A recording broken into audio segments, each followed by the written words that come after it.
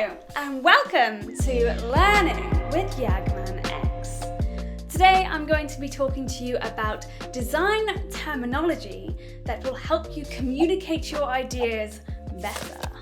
So if you are a designer, or at least are aspiring to be a designer, then you might have already heard that communication skills are a necessity. What's the point in being able to dream up thousands of design mechanics, systems, and other cool ideas if you aren't then able to communicate them to the rest of your team, or even to a publisher who might be able to fund those ideas? Because designers are often just seen as the idea people, which I guess is kind of true, but the best ones are the ones who are able to directly and succinctly explain how those ideas are going to improve an experience. And the clearest way to do this is to use the correct terminology to convey your message. Almost 4 years ago, I started working as a designer within a AAA game studio, and it afforded me the chance to work with much more experienced designers and learn a lot about the way they communicate with those around them. During these years, I have collated a list of the most useful terminology that has helped me to communicate my design ideas, improvements, or even my concerns. And this very list is what I would like to share with you today. So, without further ado, I will share with you my list of super useful design terminology. Affordances. Affordances are, simply put, what an object can do. However, this is only revealed by the user taking the correct possible actions. So therefore, it's up to the designer to make sure that the affordances are clear to be understood by the user. Perceived affordances are the affordances that the user perceives that an object has. If the designer has done their job right, then the perceived affordances will line up with the true affordances of the object. And false affordances are perceived affordances that do not align with the object's true affordances, by either having a use that was not intended, or having no use at all. I'm going to use doors a lot this video to give you examples of what I mean when I'm talking about these design terms, because doors seem simple to design, and they are not. Trust me. If you know, you know. So the affordances of a door is that a door can be opened or closed. Pretty easy. A perceived affordance of a door would be that the user sees that it has a handle and therefore perceives that the door must be pulled towards them to open. A false affordance of a door could be that the user sees a key-sized hole underneath the handle and perceives this door can be locked with a key. However, this might simply just be the design of the handle, and the door actually does not have any locking capabilities. It is a false affordance. When designing for games, however, there are innate affordances that players will expect that do not necessarily align with real-world experiences. For doors, there is a rule of thumb that usually they will open away from the player for better ease of use. Signifiers.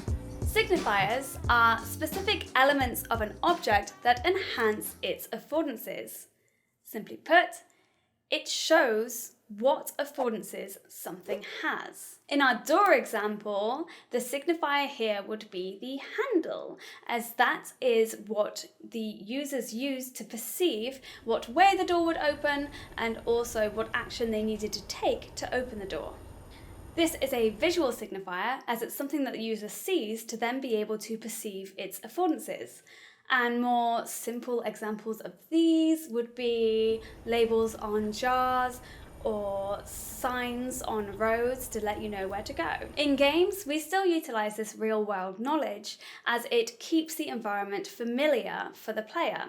However, the signifiers are modified a little bit for the digital platform. For instance, a door in a game will often still have a door handle, as that is familiar to the player, but we will also need another signifier to show them how to use the door.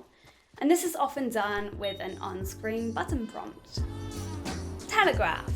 In game design, the term telegraph can often be used alongside the term signify, because they both give the user information about the object. However, telegraph is often used to give advance notice of a change to the object, rather than being intrinsic to the object itself. The term telegraph actually comes from sports. They use it in martial arts to reveal what kind of attack is coming next, and it's also used in games like chess, where people try to conceal what they are thinking so they don't telegraph to their opponent what their next move is going to be. And I can relate to this because I do this when I play battleships. Dad says, "You sank my battleship!" and history is made. An example of this in video games are wind-up animations to telegraph incoming attacks. This gives the player a chance to learn from them and react to them as well. Feedback. Feedback is when the object reacts to a user to let them know what action they just took. A lot of this time, this feedback can simply be the action happening. So, if a user turns the handle of a door and takes the action of either pulling or pushing it to open the door, then the feedback would be for the door to open if they took the correct action, and to stay closed if they took the incorrect action. However, if the door remains closed, then how does this feedback give information to the player about why the door did not open? If the door remains closed, a user can simply look through the crack in the door to see if it's locked, or even give it a shimmy and see if it has a bit of give. But in a video game, players do not have the same sensory information afforded to them as users do in the real world. So the designers need to use a mix of visuals and audio to help portray this feedback. Locked doors, for instance, might have a distinct locked noise, or sometimes even the player's character might say something to them like, "I think I need to find a key to open this door." Feedback loops. An extension of feedback are feedback loops, which are used to either enhance or buffer changes within your system. There are actually feedback loops all around you even now. If you decide to turn on your heating this winter, then that will cause a positive feedback loop as your radiators will be warming up. But when they reach their desired temperature, the thermostat will kick in and tell it to stop pumping out heat. This is a negative feedback loop, and both negative and positive feedback loops are needed to create balance. In games, gameplay loops are used to enhance a player's gameplay experience by having gameplay systems that are affected by the player either negatively or positively. Positive feedback loops reinforce the current player experience, which allows the player to continue either their successes or their failures. A famous example of positive feedback loops is Call of Duty's kill streak system. This system basically gives perks to players to enhance their success, but in turn, this will also enhance the failures of others. Negative feedback loops, however, help to balance the current player experience, as they help players who are struggling and hinder players who are successful. A famous example of negative feedback loops in games is Mario Kart's distribution system, which is weighted for the best items to go to those who are further back in the race. This gives them more chances to gain a blue shell, which specifically hinders the player in the lead. Used well, feedback loops keep the game feeling fresh and adaptive while also allowing it to be more accessible to players of different skill levels, as the game can adapt its gameplay systems to their playstyle, rewarding those who are skilled and also allowing them a bit more challenge while helping those who could be struggling. Constraints. Constraints are rules that are applied throughout the user experience that either restrains or enables that user. Constraints are really important to allow the user to understand the limits of the user experience, and therefore also allow them to set their expectations. And because of this, constraints are usually kept the same throughout the whole experience. In video games, these constraints can manifest in many ways. And the most prominent example that I can think of is fall damage. As a player myself, I always really like to play around trying to find the limits of the fall damage before I see a death screen. And although, as a rule of thumb, it's always a really good idea to keep your constraints consistent throughout the experience, to keep in line with player expectations, games can sometimes allow a little bit of change by giving in-game items such as upgrades or buffs. And designers themselves must often understand their own constraints when coming up with designs and decision-making. Constraints are design limitations that designers must work within the confines of. However, these boundaries can often help to aid creativity, as it gives designers criteria that must be met and adapted to. And an obvious example of this is money. What really cool design idea can you come up with within the confines of a budget? Constant. A constant is a rule that cannot be changed, and unlike constraints where it's good practice to not change a constraint, constants are an ever-present factor that can't be changed even if we wanted it to. Gravity, for example, is a constant. It's something that's always there and we can't change it, but we work within the boundaries of it. In a game, a constant can be the inability to see beyond the screen. It could be the need for input, or it could even be the ability of the player themselves. States.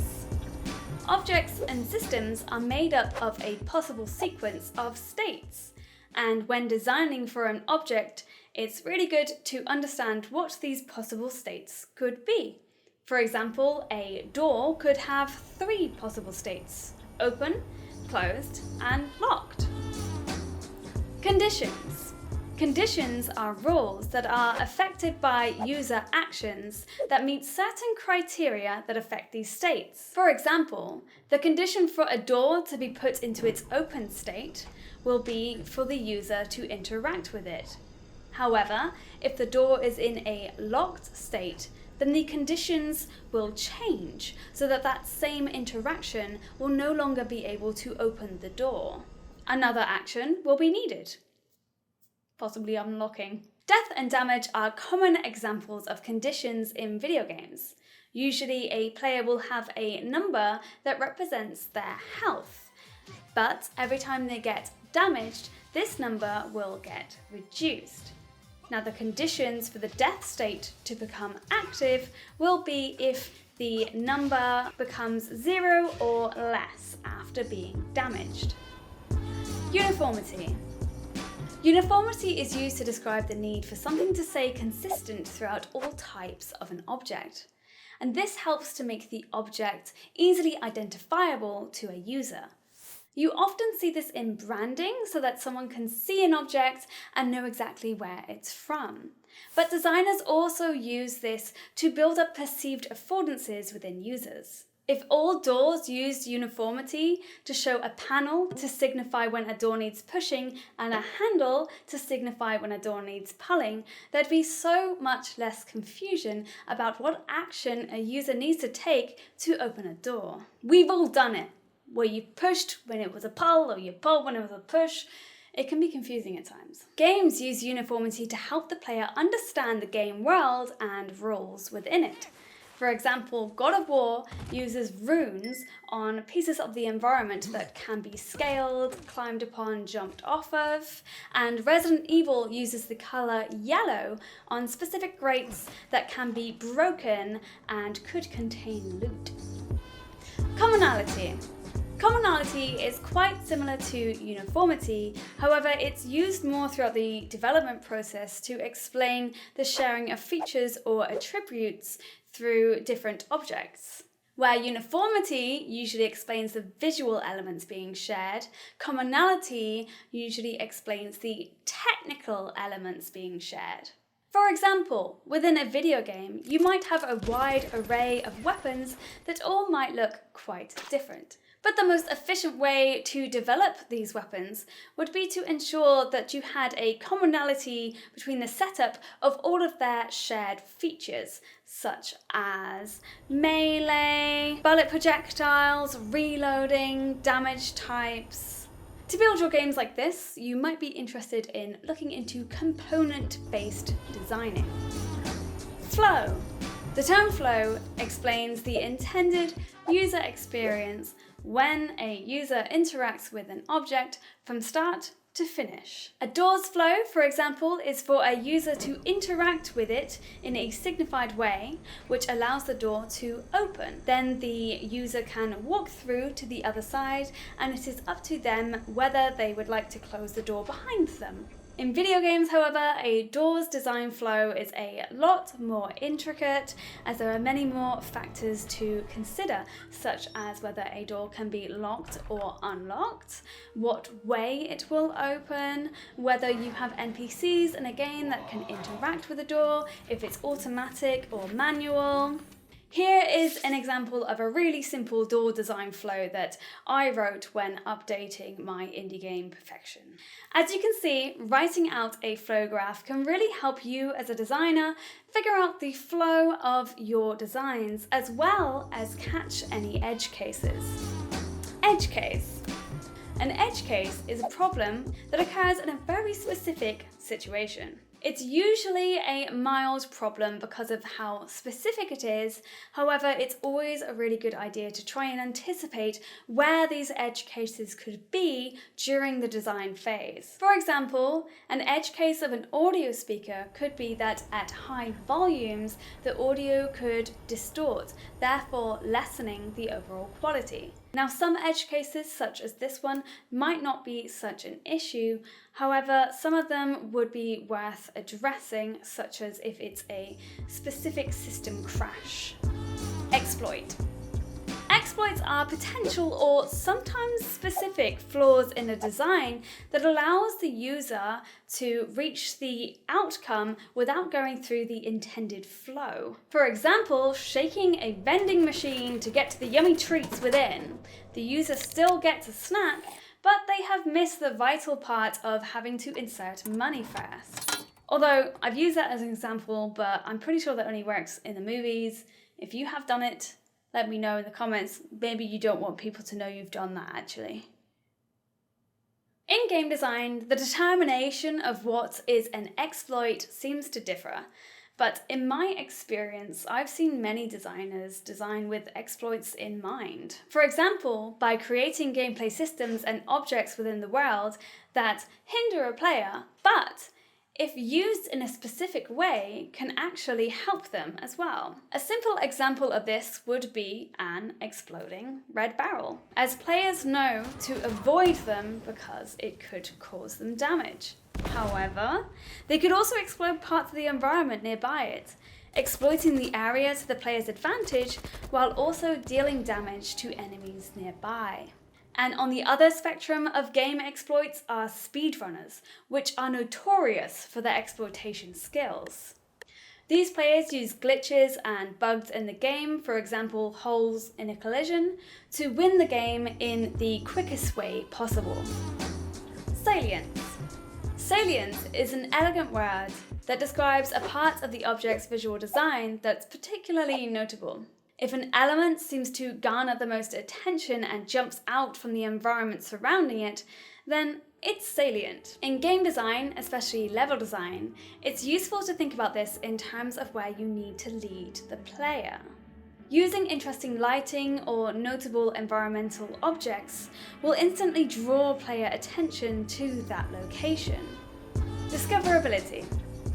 Discoverability is the degree of ease that the user can find all of the elements and features of a system when they first encounter it. The success of a design usually depends on the amount of discoverability that it has, because there's no point in coming up with a really cool system or feature if a user cannot discover its uses for themselves. Keeping all of the terms that I have described today in mind during the design process will help you design thoroughly and therefore enable you to achieve a high level of discoverability.